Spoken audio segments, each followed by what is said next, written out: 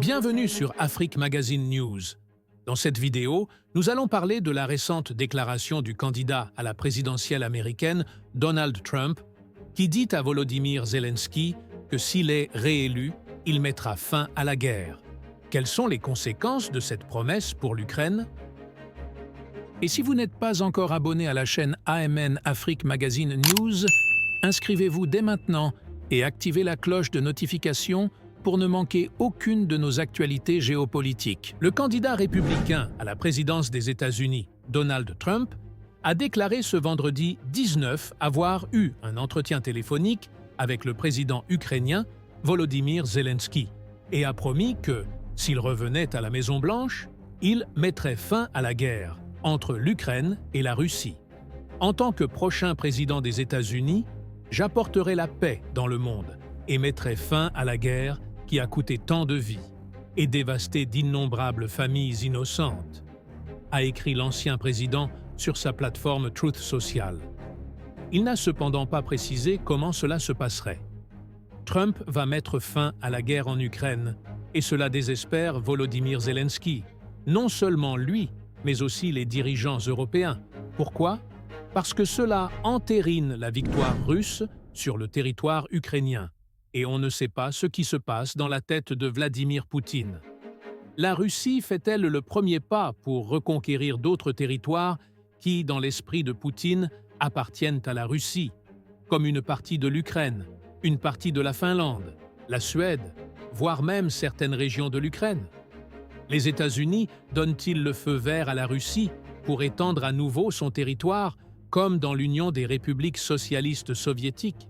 C'est ce dont nous discuterons dans la vidéo d'aujourd'hui, très favorable au retour du Trumpisme aux États-Unis. Et ces derniers jours, l'Europe et Volodymyr Zelensky sont devenus encore plus inquiets, car Donald Trump a choisi un vice-président contre la guerre en Ukraine, contre l'aide américaine à l'Ukraine contre la Russie. James David Vance a déjà voté à plusieurs reprises contre le financement américain. La guerre pourrait prendre fin l'année prochaine si Donald Trump gagne. Le premier point est que nous devons comprendre comment évolue ce conflit. Nous avons la Russie très bien implantée à l'ouest de Kiev, Lugansk, Donetsk, la Russie qui fait également pression sur Kharkiv et la Russie qui se dispute des territoires au sud. Mais aussi avec un positionnement très affirmé dans les régions de Zaporijia, très proche de Kherson. C'est le scénario actuel du conflit. L'Ukraine n'a pas réussi à franchir cette barrière érigée par les Russes depuis des mois. Et en quelques jours, la Russie a planté son drapeau encore plus loin sur le territoire ukrainien. Et le scénario est que si Donald Trump remporte les élections, le robinet du dollar est fermé. Le scénario est que l'Ukraine sera vaincue et par conséquent, Volodymyr Zelensky paiera le prix fort pour ça. Sergueï Lavrov, le ministre russe des Affaires étrangères, salue ce positionnement du vice-candidat à la présidence des États-Unis. Il souligne la nécessité d'un dialogue équitable et respectueux, ce qui signifie que dans toutes les rencontres en quête de paix, la Russie a été exclue du débat.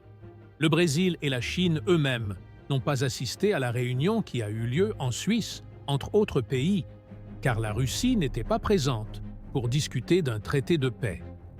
Sergueï Lavrov dit qu'il faut écouter la Russie, écouter ce que veut Vladimir Poutine, et cela n'est pas mis sur la table des discussions. Et le vice-candidat à la présidence des États-Unis déclare que pour trouver la paix, les deux parties doivent s'asseoir à la table. Autre point abordé par Lavrov, les États-Unis doivent cesser d'envoyer d'armes à l'Ukraine, car cette guerre ne dure que grâce au financement américain, pas tant au financement européen. Je vous rappelle que l'argent réel destiné à l'Ukraine pour entretenir ce conflit pendant plus de 2 années, c'est de l'argent qui vient des États-Unis, des armes qui viennent des États-Unis. Le candidat à la vice-présidence James David Vance dit ce qui suit à propos de la fin du soutien militaire des États-Unis à l'Ukraine et il souligne que Kiev ne pourra pas récupérer tout le territoire perdu. C'est vrai cette partie qui est occupée depuis 10 ans. C'est vrai depuis 2014.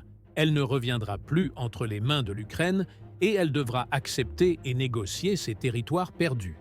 Qu'en pensez-vous de la position des Républicains par rapport à la guerre en Ukraine? Merci d'avoir suivi cette chronique géopolitique avec nous. N'oubliez pas d'aimer, de partager, de commenter et de vous abonner. À bientôt pour une nouvelle chronique.